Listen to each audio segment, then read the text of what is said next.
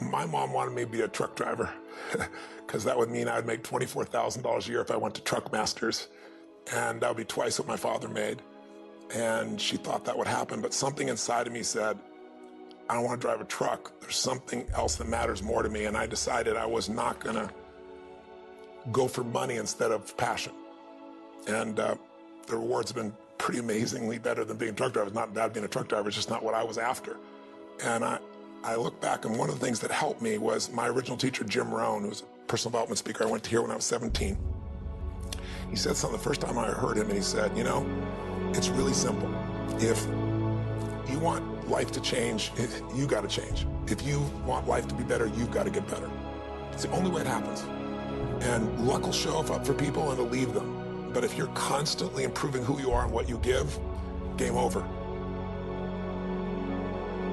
When people ask me, what does it take to be happy? I always tell them one word: progress. Progress equals happiness. Even if you're not where you want to be yet, if you're on the road, if you're improving, if you're making progress, you're going to love it.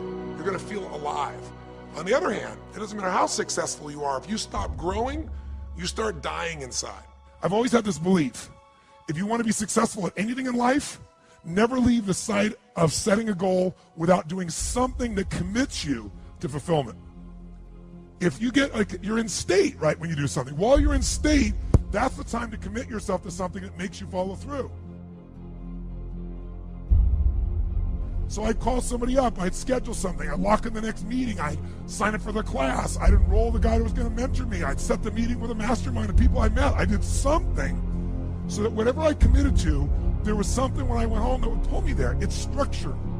This could be the greatest time you ever live if you control what you focus on, if you find a more empowering meaning, and if you decide to model the actions of those who succeeded before you. It can be the best financial time, the best emotional time, the best spiritual time of your life, but you better take control of your state. And if you think you're going to do it just by today, you're wrong. You're going to need to get yourself some rituals. Right now, every one of you in this room is controlled by your rituals. I don't just mean this one.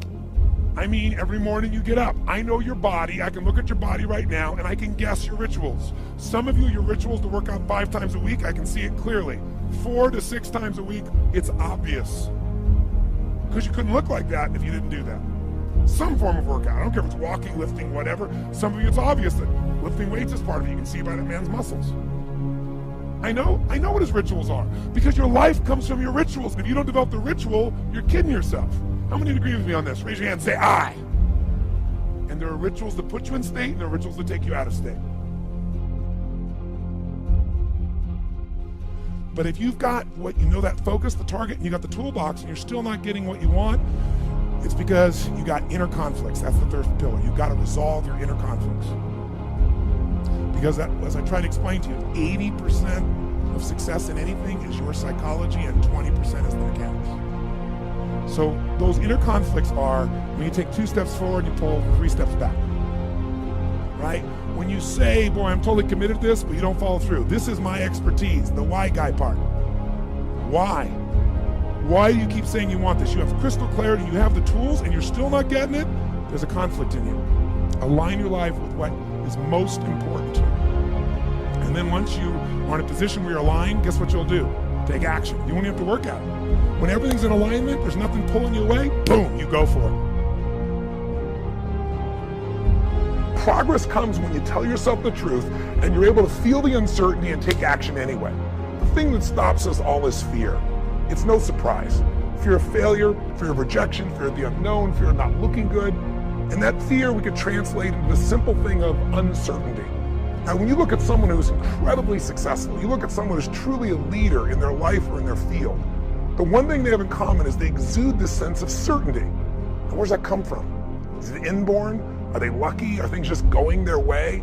No, great leaders know how to step in the uncertainty and bring the certainty to the situation.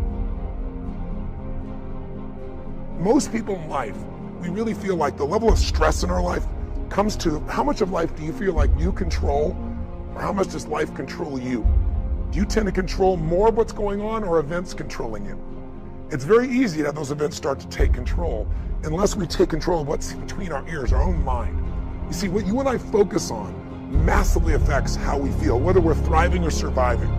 If you focus on what you can't control, If you focus on the past, if you focus on what's missing from your life constantly, that pattern of focus will make you frustrated, overwhelmed, depressed. It won't even matter if you're taking antidepressants. If you keep focusing on what you can't control, what's missing from your life, you're going to feel depressed still. You can take as many antidepressants as you want. Focus equals power. If you want to thrive, you got to focus on what you can control. You got to focus on the difference you can make. You got to focus on what's already in your life that you're grateful for. So you got to find a story that's going to empower you to act. A story that's going to get you to find the breakthrough. Because otherwise, with a lousy story, you'll never find the strategy, or you'll come up with a reason why it's too expensive, you can't get there, you can't access it, or you'll even get the strategy and then half-assed apply it just so you can reward your story that says it doesn't work because I tried it. Resourcefulness is the ultimate resource. And if you don't have what you want, stop telling yourself the story because you don't have the money, you don't have the time. That's bullshit. It's because you haven't committed yourself where you would burn your boats. If you want to take the fucking island, burn your fucking boats. And you will take the island because people, when they're going to either die or succeed, tend to succeed. But most of us give ourselves a way out, and that's why we don't have what we want. I was thinking about where this journey began for me, my desire to serve. Every day before I get on stage, I do this thing to whip myself into a peak state, and then my last words are, use me, Lord. That's my prayer. And every day my goal is to be a blessing in people's lives.